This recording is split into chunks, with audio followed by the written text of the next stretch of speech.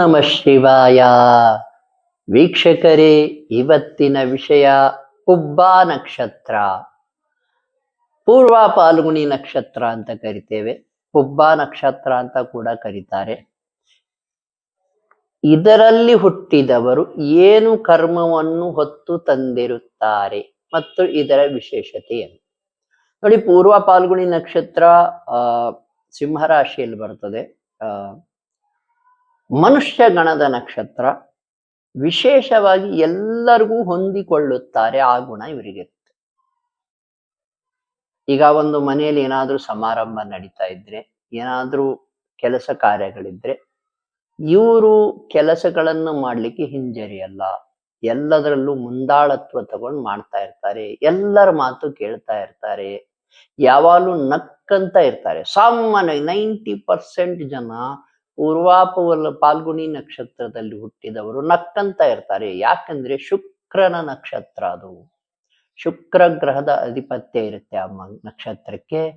ಆಕರ್ಷಣೆ ಇರ್ತದೆ, ತುಂಬಾ ಅಟ್ರಾಕ್ಟಿವ್ ಆಗಿರ್ತಾರೆ. ನೋಡಿ, ಕಪ್ಪುಗಿದ್ರು ಕೂಡ ಆಕರ್ಷಣೆಯಾಗಿರ್ತಾರೆ. ಎಲ್ಲರಿಗೂ ಹೊಂದ್ಕೊಳ್ತಾರೆ. ಎಲ್ಲರ ಮಾತು ಕೇಳ್ತಾ ಇರ್ತಾರೆ, ನಕ್ಕಂತ ಮಾತಾಡ್ತಾರೆ. ಇಷ್ಟ ಆದ್ಮೇಲೆ ಎಲ್ಲರಿಗೂ ಇಷ್ಟ ಆಗೇ ತಿರ್ತಾರೆ. ಇಷ್ಟು ವಿಶೇಷತೆ ಈ ನಕ್ಷತ್ರಕ್ಕೆ ಇರುತ್ತೆ. ಯಾಕಂದ್ರೆ ಮನುಷ್ಯಗಣದ ನಕ್ಷತ್ರ. ನೋಡಿ, ದೇವಗಣ ನಕ್ಷತ್ರ, ಮನುಷ್ಯಗಣ ನಕ್ಷತ್ರ, ರಾಕ್ಷಸಗಣ ನಕ್ಷತ್ರ ಅಂತೇಳಿ ಏನ್ ಮದುವೆ ಮಾಡುವಾಗ ಕೂಡಿಸ್ತೀವಲ್ಲ, ದೇವಗಣಕ್ಕೂ ಮನುಷ್ಯಗಣ ನಕ್ಷತ್ರ ಅಡ್ಜಸ್ಟ್ ಆಗ್ತವೆ, ರಾಕ್ಷಸ ಗಣಕ್ಕೂ ಮನುಷ್ಯಗಣದ ನಕ್ಷತ್ರ ಅಡ್ಜಸ್ಟ್ ಆಗ್ತಾ ಇರ್ತವೆ. ಶುಕ್ರ ನಕ್ಷತ್ರ ಎಲ್ಲರಿಗೂ ಹೊಂದ್ಕೊಳ್ಳುತ್ತೆ. ಈ ಪೂರ್ವ ಪಾಲ್ಗುಣಿ ನಕ್ಷತ್ರ ಎಲ್ಲರ ಜೊತೆ ಚೆನ್ನಾಗಿರುತ್ತೆ, ಚೆನ್ನಾಗಿ ಮಾತಾಡ್ತಾ ಇರ್ತಾರೆ. ಇದು ವಿಶೇಷತೆ. ಇನ್ನು ಶುಕ್ರ ಗ್ರಹದ ಇದೇನು ಗ್ರಹದ ನಕ್ಷತ್ರ ಇದೆ, ಇದು ಪೂರ್ವ ಪಾಲ್ಗುಣಿ, ಯಾವ ಕರ್ಮವನ್ನು ಹೊತ್ತು ತಂದಿದೆ ಅಂದ್ರೆ, ನೋಡಿ, ನೀವು ಹುಟ್ಟಿದಾಗ ಶುಕ್ರ ದಶೆಯಲ್ಲಿ ಹುಡ್ತೀರಾ. ಹುಟ್ಟಿದ ತಕ್ಷಣ ಕರ್ಮವನ್ನು ಹೊತ್ತು ತಂದಿರ್ತೀರಾ. ಆ ಕಾರಣಕ್ಕೆ ಶುಕ್ರ ದಶೆ ಸ್ಟಾರ್ಟ್ ಆಗಿರುತ್ತೆ. ಏನ್ ಕರ್ಮ ಇರುತ್ತೆ ಅಂದ್ರೆ, ಹಿಂದಿನ ಜನ್ಮದಲ್ಲಿ ನೀವು ಹೆಣ್ಣು ಮಕ್ಕಳಿಗೆ ಅನ್ಯಾಯ ಮಾಡಿರ್ತೀರಾ. ಏನಾದ್ರೂ ಒಂದು ಸಣ್ಣ ಅನ್ಯಾಯ ಆಗಿರ್ಬೋದು, ದೊಡ್ಡ ಅನ್ಯಾಯ ಆಗಿರ್ಬೋದು. ಸ್ತ್ರೀಯರಿಗೆ ಅನ್ಯಾಯ ಆಗಿರುತ್ತೆ ನಿಮ್ಮ ಕಡೆಯಿಂದ. ದೊಡ್ಡ ರೀತಿಯಾಗಿದ್ರೆ ಯಾವ್ದಾದ್ರು ವಿಧವಾ ಸ್ತ್ರೀಗೂ ಕೂಡ ನೀವು ಅನ್ಯಾಯ ಮಾಡಿರಬಹುದು. ಈ ರೀತಿ ಆಗಿರುತ್ತೆ. ಸಣ್ಣವರಾಗಿರ್ಲಿ, ದೊಡ್ಡವರಾಗಿರ್ಲಿ, ಅಥವಾ ವೃದ್ಧರಾಗಿರ್ಲಿ, ಅವರಿಗೆ ಸ್ತ್ರೀಯರಿಗೆ ಅನ್ಯಾಯ ಆಗಿರುತ್ತೆ ನಿಮ್ ಕಡೆಯಿಂದ. ಸಣ್ಣ ಮೋಸ ಆಗಿರ್ಬೋದು, ದೊಡ್ಡ ಮೋಸ ಆಗಿರ್ಬೋದು, ಅದಾಗಿರುತ್ತೆ. ಆ ಕಾರಣಕ್ಕೆ ಈ ಶುಕ್ರನ ದಶೆಯಲ್ಲಿ ನೀವು ಹುಟ್ಟುತ್ತೀರಾ. ಹಾಗಾದ್ರೆ ಕರ್ಮ ತಿಳ್ಕೊಂಡ್ವಿ. ಅದರ ಪರಿಹಾರ ಏನು ಅಂತ ಹೇಳೋದಾದ್ರೆ, ನೋಡಿ, ಈ ಜನ್ಮದಲ್ಲಿ ಸ್ತ್ರೀಯರಿಗೆ ಗೌರವಿಸಬೇಕು. ಫಸ್ಟ್ ಗೌರವಿಸ್ಬೇಕು. ಹಿಂದಿನ ಜನ್ಮದಲ್ಲಿ ಮೋಸ ಅಂದ್ರೆ, ನೋಡಿ, ಸಣ್ಣ ಅನ್ಯಾಯ ಅಂದ್ರೆ ನೋಡಿ, ಅವ್ರಿಗೆ ಗೌರವಿಸದೆ ಹೋಗಿರಬಹುದು, ಅವರಿಗೆ ಬೈದಿರಬಹುದು, ಅವರಿಗೆ ಹೀಯಾಳಿಸಿರಬಹುದು, ಅವರಿಗೆ ಮಾನಸಿಕ ನೋವು ಮಾಡಿರ್ಬೋದು, ದೈಹಿಕ ನೋವು ಮಾಡಿರ್ಬೋದು, ಏನಾದ್ರೂ ಆಗಿರ್ಬೋದು. ಆ ರೀತಿ ತಪ್ಪುಗಳನ್ನು ಈ ಜನ್ಮದಲ್ಲಿ ಮಾಡಬೇಡಿ. ಮೊಟ್ಟ ಮೊದಲಾಗಿ ಸ್ತ್ರೀಯರಿಗೆ ಗೌರವಿಸಿ. ಚಿಕ್ಕವರೇ ಆಗಿರ್ಲಿ, ದೊಡ್ಡವರೇ ಆಗಿರ್ಲಿ, ವೃದ್ಧರೇ ಆಗಿರ್ಲಿ, ಹಿರಿಯ ನಾಗರಿಕರೇ ಆಗಿರ್ಲಿ, ಇವರಿಗೆ ಗೌರವಿಸುವುದನ್ನು ಕಲಿಸಿ ಫಸ್ಟು. ತದನಂತರ ಕೈಲಾದ ಸಹಾಯವನ್ನ ಮಾಡಿ. ಸಹಕಾರ, ದುಡ್ಡಿಂದೇ ಅಂತಲ್ಲ, ಸಹಾಯಗಳು ಈ ದುಡ್ಡಿನ ಏತರ ಸಹಾಯಗಳು ಇರ್ತವೆ.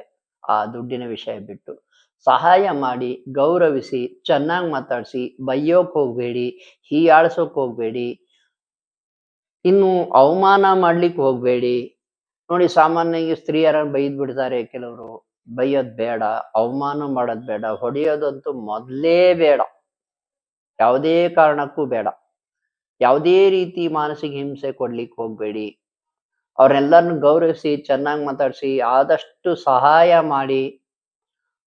ಇನ್ನು ಯಾರೇ ಆಗಿರ್ಲು, ಅವರಿಗೆ ಒಂದು ಏನಾದ್ರೂ ಕಷ್ಟ ಇತ್ತಂದ್ರೆ ಆ ಕಷ್ಟದಿಂದ ಹೊರಗೆ ತನ್ನಿ.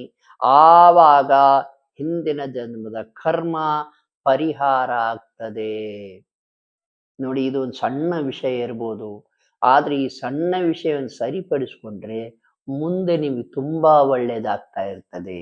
ನಕ್ಷತ್ರ ಶಾಂತಿ ಅಂತ ಕರಿತೇವೆ.